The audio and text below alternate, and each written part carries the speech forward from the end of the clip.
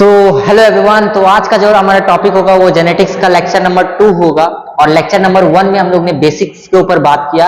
अगर आपने बेसिक्स के ऊपर नहीं लेक्चर देखा है तो वो कंप्लीट एकेडमी के एक और चैनल पे होगा, मैं इस पे भी लेक्चर 1 मैं डलवा दूंगा। कहीं ना कहीं मैंने सोचा था कि उसी पे लेक्चर आएगा, पर अभी इसी चैनल पे सारा लेक्चर आएगा आपका क्लास 12 का भी। तो बेसिकली अगर हम बात करते हैं कि सर लेक्चर 1 में हम लोग ने क्या पढ़े थे, लेक्चर 1 में हम लोग डीएनए के कुछ बेसिक्स स्ट्रक्चर्स और उसके इंपॉर्टेंट पॉइंट के ऊपर पढ़े थे। जो हमारा 11th में cell cycle and cell division के कुछ कॉन्सेप्ट जिसने कभी पढ़ा नहीं है वो भी आप वहां जाके देखोगे तो आपको इस चैप्टर में दिक्कत नहीं होगा। बेसिकली हम लोग ने बहुत सारे इंपॉर्टेंट बेसिक्स देखे जो जेनेटिक्स से रिलेटेड थे। मैं फिर बार बार बोलता हूं कि मुझे कितना भी ज्यादा मेहनत करना पड़ जाए फिर भी मैं फॉर्मेलिटी पूरा नहीं करूंगा। आपका सिलेबस सही तरीका से सही समय पे खत्म होगा और एक प्रॉपर्ली होगा, प्रॉपर तरीका से खत्म होगा और सीबीएसई से आपका सारा क्वेश्चन आप बना सकते हो, आराम से आप लिख सकते हो और साथ साथ आप नीट लेवल के क्वेश्चन को भी कर रहे होते हो। नीट लेवल का बहुत टफ क्वेश्चन नहीं आता है। बेसिकली नीट में एक टेम्परामेंट होता है 3 घंटा 20 मिनट का जो टफ होता है, जिसमें फिजिक्स केमिस्ट्री बायोलॉजी में आपका दिमाग कैसे स्विच कर रहा है इंफॉर्मेशन को लेके, कैसे आप इंटरप्रेट कर रहे हो, this is important. Basically NEET का क्वेश्चन टफ नहीं होता है, तो ये बात आपको याद होना चाहिए। तो हम लोग स्टार्ट करते हैं आज का टॉपिक के साथ। आई थिंक रिकॉर्डिंग हो रहा होगा, ध्यान से समझना। देखो जेनेटिक्स हमारा, अगर हम पास्ट का बात करते हैं, एनसीईआरटी बोलता है जेनेटिक्स इन पास्ट। क्या एनसीईआरटी जेनेटिक्स इन पास्ट के बारे में बोलता है कि हम लोग एग्रीकल्चर के बारे में 10 ईयर ओल्ड, पुराना है भाई, पुराना, बहुत पहले से जानते हैं एग्रीकल्चर के बारे में। ह्यूमन ने यूज किया आर्टिफिशियल सिलेक्शन और डोमेस्टिकेशन ताकि डेवलप कर सके एक नया वैरायटी। आर्टिफिशियल सिलेक्शन मतलब कि उसने भाई अपने से सिलेक्ट किया ये ब्रीड का ये एनिमल्स अच्छा है और उसके ऊपर उन्होंने क्या किया, उसको डोमेस्टिकेशन किया। जैसे गाय को पालना हो गया या फिर बकरी को पालना हो गया, बहुत जगह सिर्फ को भी पाला जाता है। तो ये सब डोमेस्टिकेशन बहुत पहले से चलते आ रहा है। और बेसिकली अगर हम देखते हैं कि but is not a scientific study of genetics, क्या सर यही सब करने को ही हम क्या बोलेंगे साइंटिफिक स्टडी जेनेटिक्स का? नहीं, ऐसा नहीं है भाई, ऐसा नहीं है। अगर हम बात करते हैं कि प्री मेंडेलियन कंसेप्ट क्या है, प्री मेंडेलियन कंसेप्ट मतलब कि अगर हम देखते हैं प्री मेंडेलियन कॉन्सेप्ट में हम लोग क्या पढ़ते हैं, तो इसमें पहले ऐसे मेंडल से पहले माना जाता था कि जो हमारा ये ब्लेंडिंग होता है, क्या होता है? ब्लेंडिंग होता है इनहेरिटेंस का। सर इनहेरिटेंस का मतलब क्या होता है? इनहेरिटेंस का मतलब सिंपली आपको ये समझना होगा कि जो हमारा इनहेरिटेंस होता है वो एक तरह से हमारा ट्रेट का ट्रांसफर, पेरेंट्स से ऑफस्प्रिंग में जो इंफॉर्मेशन ट्रांसफर हुआ है, दैट मींस कि that is the inheritance. Inheritance information जो हमारा ट्रांसफर हुआ है एक पेरेंट्स से ऑफस्प्रिंग, ऑफस्प्रिंग मतलब बेबी या फिर आप प्रोजेनी भी वर्ड यूज कर सकते हो, ठीक है, या यंग अंश भी आप बोल सकते हो। तो प्री मेंडेलियन कॉन्सेप्ट का सोचना था कि focusing on mixing of trait, पर ऐसा कुछ होता है क्या? ट्रेट का मिक्स होता है क्या? नहीं होता है। जैसे हमारे पास टॉल है और डार्क है, ये दोनों को जब हम क्या किए मिक्स करके क्या कुछ और सेमी डॉर्क बन जाएगा क्या? नहीं, ऐसा नहीं होता है। या तो टॉल बनेगा या तो डॉर्क बनेगा बेस्ड ऑन कंडीशन की डोमिनेंट और रिसेसिव वाला क्या हमारा कंडीशन है, ठीक है। जैसे कि अगर हमारा क्या है टी है या टी स्मॉल टी है, तो ये कंडीशन में भी क्या हमारा टॉल ही हमारा फिनोटाइपिक आएगा। अब स्मॉल टी है तो इस केस में क्या होगा? डार्क आएगा, ठीक है। तो ये हमारा इंपॉर्टेंट पॉइंट था। अब उसके बाद सर मेंडल का डिटेल भी हमारा कभी कभार सीबीएसई के क्वेश्चन में आ जाता है और एमसीक्यू भी बन जाता है कि आखिर मेंडल ने क्यों चूज किया पी प्लांट, ये क्वेश्चन भी आ जाता है। तो सर इसमें क्या लिखना है कि एक्सपेरिमेंट का जो ईयर्स था वो 1856 से लेके 63 तक का था। 7 ईयर का एक्सपेरिमेंट था, उन्होंने किसके ऊपर किया गया था? पी प्लांट के ऊपर किया। और ये जो पी प्लांट होता है कहीं ना कहीं इसका साइंटिफिक नेम पिस्कम सतैवियम होता है। क्या होता है? पिस्कम सतैवियम होता है। ये आपको इंपॉर्टेंट पॉइंट याद रखना है। व्हाई उन्होंने पी प्लांट को ही चूज क्यों किया? उन्होंने पी प्लांट को ही क्यों चूज किया भाई बताओ? पी प्लांट को ही क्यों चूज किया? क्योंकि उसका जो लाइफ साइकिल होता है वो सिंगल सीजन में होता है। सिंगल सीजन मतलब बोल सकते हो कि life cycle single season, that means कि एक ईयर मान लो, ठीक है, एक सीजन में कंप्लीट हो जाता है उसका पूरा लाइफ साइकिल, ठीक है।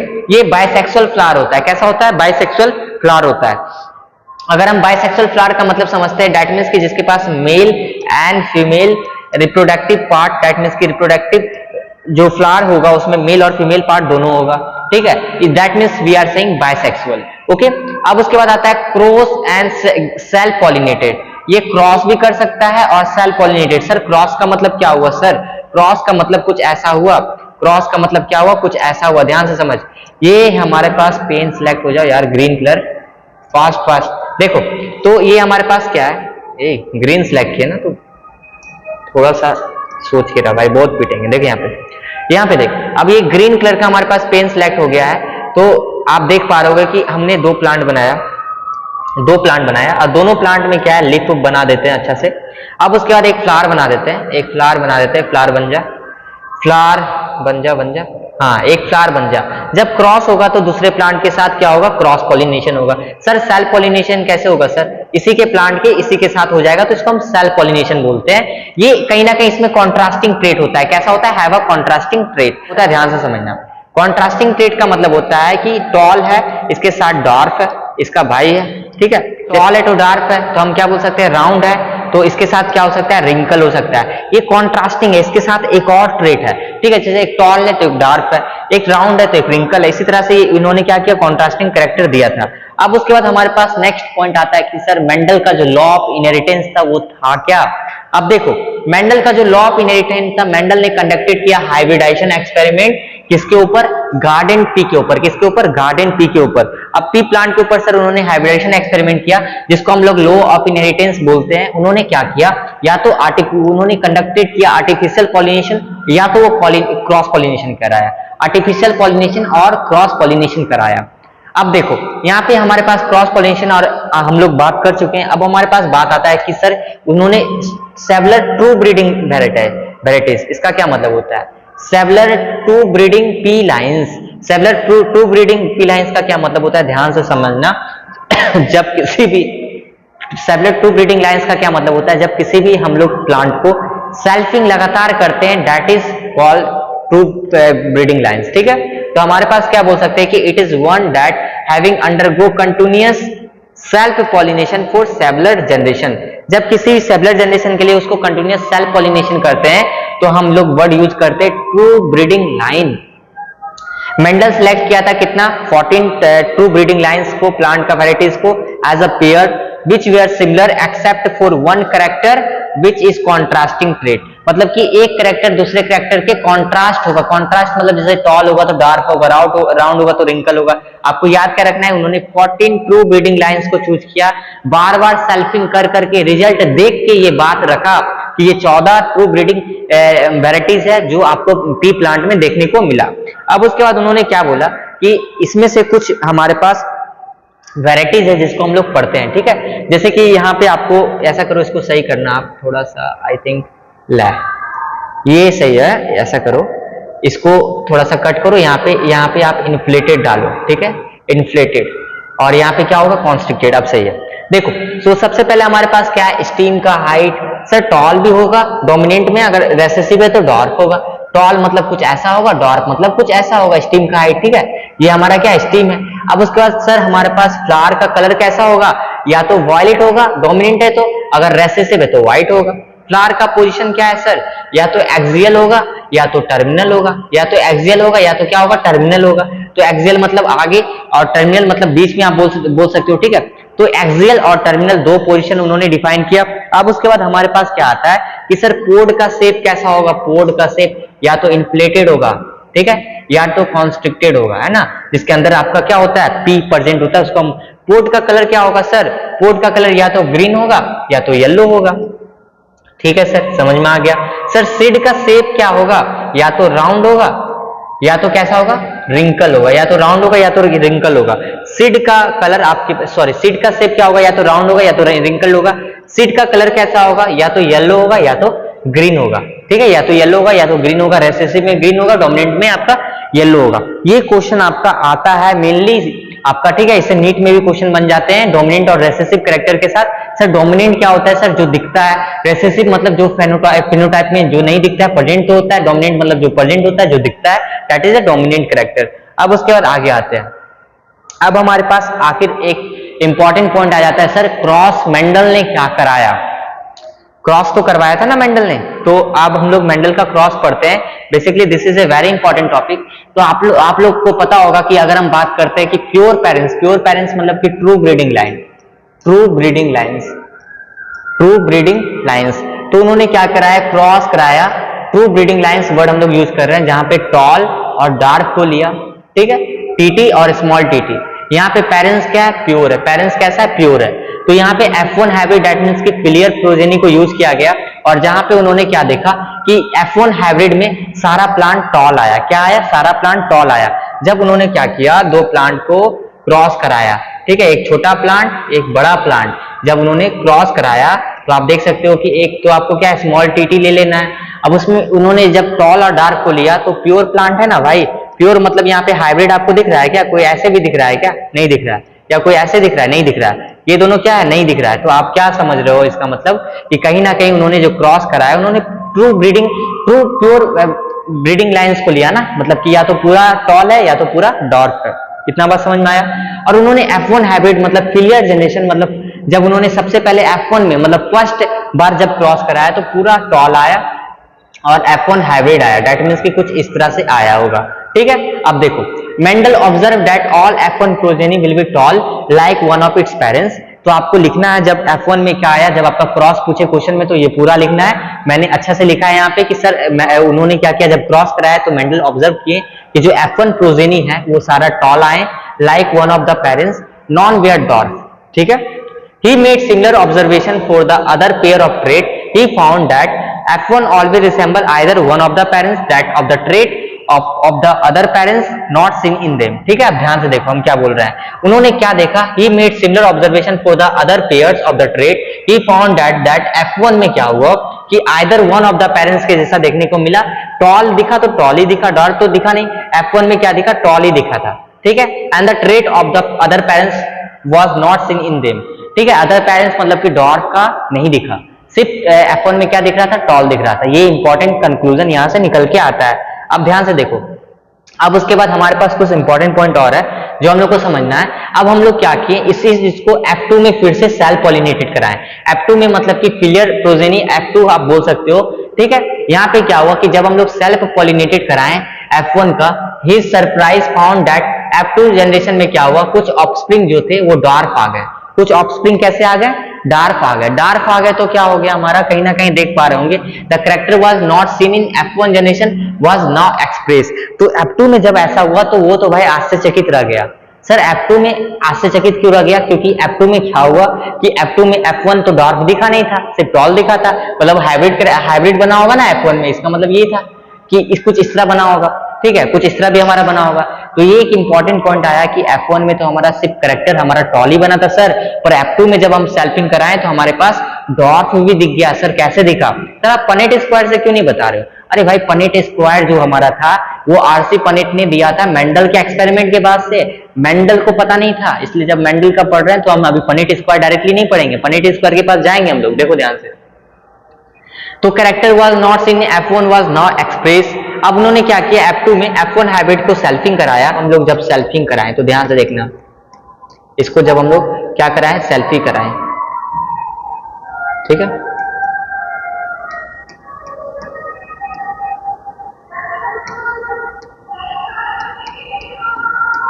ये टीटी यहां से आया और यहां से टीटी आया, ठीक है, यहां से टी और टी आया, यहाँ पे स्मॉल टी आया।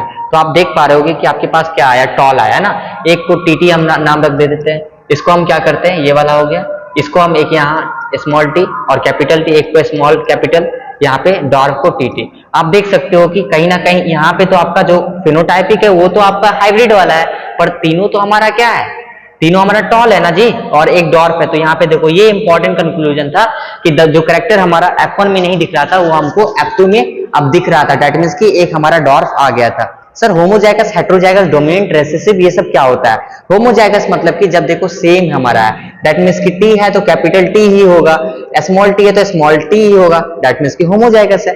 अब इसके साथ मान लो कि ये हमारे पास क्या है, जैसे यहाँ देखो, यहाँ पे हमारे पास अगर यहाँ पे टी है, यहाँ पे हमारे पास अगर टी है, स्मॉल टी आ गया, इसको रेसेसिव बोलेंगे, सॉरी हेटेरोजाइगस बोलेंगे, एक कैपिटल एक स्मॉल, यहाँ पे आर है तो स्मॉल आ गया तो इसको रेसेसिव बोलेंगे। तो जब हमारे पास टू ट्रेट प्रेजेंट है और डिफरेंट प्रेजेंट है तो उसको हम क्या बोलेंगे, रेसेसिव हेटेरोजाइगस बोलेंगे। होमोजाइगस का बोलेंगे जब सेम हमारे पास ट्रेट प्रेजेंट है, स्मॉल टी है तो स्मॉल टी होगा, कैपिटल टी है तो कैपिटल टी होगा। सर डोमिनेंट क्या होता है सर, जब यहाँ पे क्या होगा, हमारा जो कैरेक्टर दिख रहा है फिनोटाइपिक में वो दोनों प्रेजेंट होगा, और टीटी है या फिर स्मॉल टी। देखो ध्यान से देखो क्या बोल रहे हैं। अब देखो तो हमारे पास क्या है कि बेसिकली यहाँ पे ये समझना है हम लोग को कि हमारे पास अगर टी और हमारे पास टी है, ये तो टॉल होगा ही, पर यहाँ पे अगर हाइब्रिड में भी ऐसे है तो ये भी कहीं ना कहीं डोमिनेंट ही है ना। डोमिनेंट यहाँ पे क्या है, टॉल हमारा डोमिनेंट है, तो it appear in A both, दोनों कंडीशन में दिखेगा। रिसेसिव क्या है सर, ये कंडीशन में हमारा डार्क दिखेगा, इस कंडीशन में क्या दिखेगा, डार्क दिखेगा। अब उसके बाद हमारे पास क्या हेमीजाइगस क्या होता है, जब क्या हो एक गैमेट, वन गैमेट प्रेजेंट, क्या हो वन गैमेट प्रेजेंट, तो उस केस में हम हेमीजाइगस वर्ड यूज करते हैं, टी और स्मॉल टी। देखो कोई एक गैमेट प्रेजेंट है ना, यहाँ पे देखो दो है, तो यहाँ पे क्या बोल रहे थे, डोमिनेंट और रिसेसिव का कॉन्सेप्ट है। हेमीजाइगस मतलब या तो टी या स्मॉल टी, यही दोनों में कोई एक प्रेजेंट हो तो उसको हेमीजाइगस बोलते हैं। ज्यादा आपका हेमीजाइगस का कॉन्सेप्ट यूज नहीं होगा ऐसे। अब उसके बाद हमारे पास कुछ चीज मैंने लिख के रखा है जो आप सीबीएसई के एग्जाम में जब आपका क्रॉस का क्वेश्चन आएगा तो आप आराम से लिख सकते हो। इसको लिखने में समय लगा है पर आप चिंता मत करो, आपको इसी तरह से सब चीज लिखना है, कंक्लूजन और जो भी ऑब्जर्वेशन है। ध्यान से देखो हमारे पास जो पॉइंट है यहाँ पे कि सर ऑब्जर्वेशन क्या था F1 और F2 का।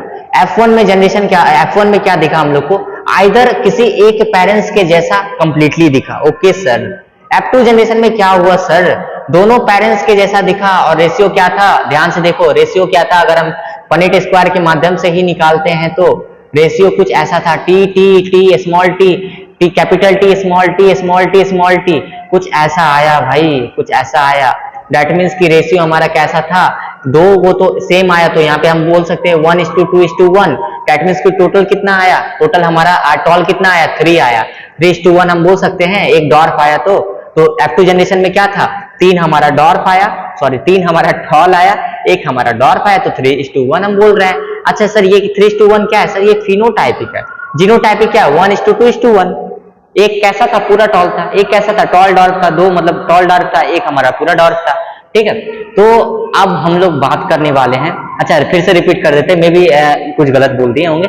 तो देखो ये हमारा क्या था, ये हमारा फिनोटाइपिक कैरेक्टर था, ये क्या था, जीनोटाइपिक कैरेक्टर, जहां पे हम लोग देखें कि एक पूरा टीटी है और दो हमारा क्या है, टी और स्मॉल टी है, ठीक है। जेनेटिक मेकअप और फिनोटाइपिक मतलब जो फिजिकल अपीयरेंस है, 9-10 में आप पढ़ोगे जेनेटिक्स में, फिर भी हम बता रहे हैं। और ये स्मॉल टी आपको क्या दिखा रहा है, ये आपको दिखा रहा है कि वो कैरेक्टर क्या है, पूरा आपका क्या है, छोटा है, मतलब दैट मीन्स की डॉर्फ है, वो हाइब्रिड नहीं है। हाइब्रिड किस में बोलते हैं, जब टी स्मॉल टी है, जैसे आर स्मॉल आर, तो इसको हम हाइब्रिड बोलेंगे।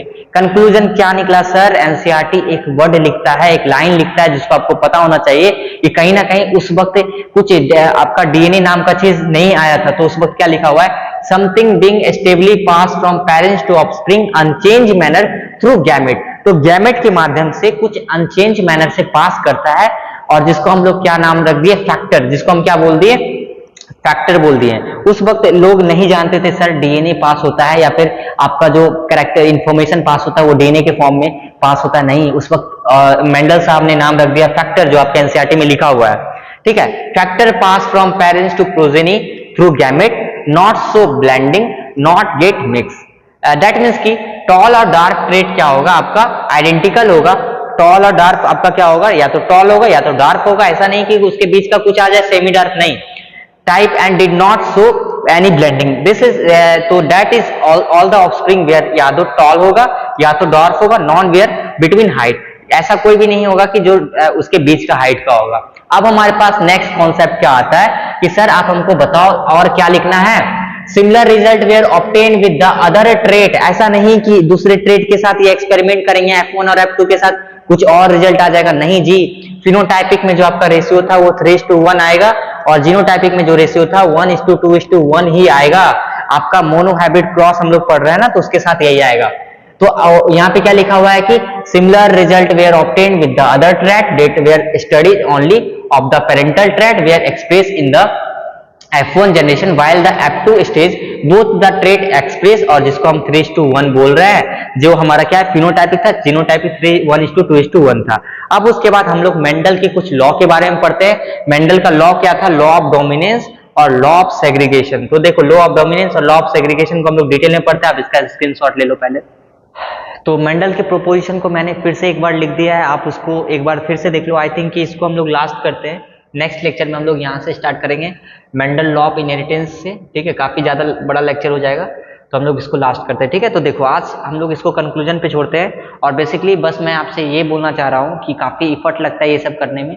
तो जो बेसिकली नॉन एकेडमिक है, जो हमसे ऑफलाइन नहीं पढ़ रहा है, वो ट्रस्ट रखो, सब चीज़ कम्प्लीटली होगा, ठीक है। जो ऑफलाइन नहीं मिलते हैं, नहीं कांटेक्ट में रहते हैं, ऑनलाइन के थ्रू ही मिलते हैं, तो ये याद रखना है कि सारा चीज़ प्रॉपर्ली कराया जाएगा। ट्रस्ट रखो और मेहनत करो और देखो आराम से, ठीक है। तो एक बार इसका समरी हम कर देते हैं कि आखिर सर मेंडल का ये जो लॉ ऑफ इनहेरिटेंस का जो था हमारा, इसमें क्या क्या मेंडल का मानना था कि जो ट्रेट और कैरेक्टर होता है वो कंट्रोल होता है एक concrete unit, control by discrete unit, not concrete unit, जिसको हम क्या बोलते हैं, फैक्टर्स बोलते हैं, जिसको क्या बोलते हैं, फैक्टर्स बोलते हैं। उस वक्त आपका डीएनए नाम का कोई शब्द उस वक्त आया नहीं था, आप बोल सकते हो कि उस वक्त फैक्टर्स वर्ड मेंडल्स बोलते थे। फैक्टर्स अकर इन अ पेयर्स, फैक्टर हमेशा कैसा होता है, जोड़ा में होता है। फैक्टर कैसा होता है, जोड़ा में होता है। In dissimilar pair of factors, one pair of member क्या होता है, डोमिनेंट होगा, या तो कैपिटल डोमिनेंट को हम लोग जेनेटिक्स में कैपिटल से दिखाते हैं, ये बात आपको याद रखना है। रिसेसिव को हम लोग क्या है, हम लोग दिखाते हैं स्मॉल लेटर से, तो जो आपके पास दिख रहा होगा। In dissimilar pair of factor one is able to express, जिसको हम डोमिनेंट बोलते हैं, जो एक्सप्रेस नहीं करता है फिनोटाइपिकली फिजिकल अपीयरेंस में, उसको रेसेसिव बोलते हैं। Law of dominant able to explain why in F1 only tall, basically one type of progeny express, और it also explain why F2 के पास 3:1 था।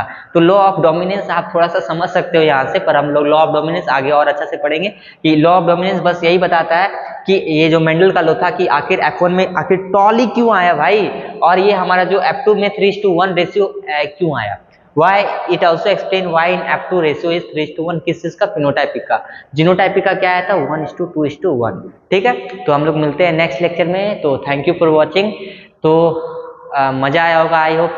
कमेंट सेक्शन में लिखो कैसा लगा आज का लेक्चर, क्या कुछ इंप्रूवमेंट होना चाहिए, ठीक है। ओके।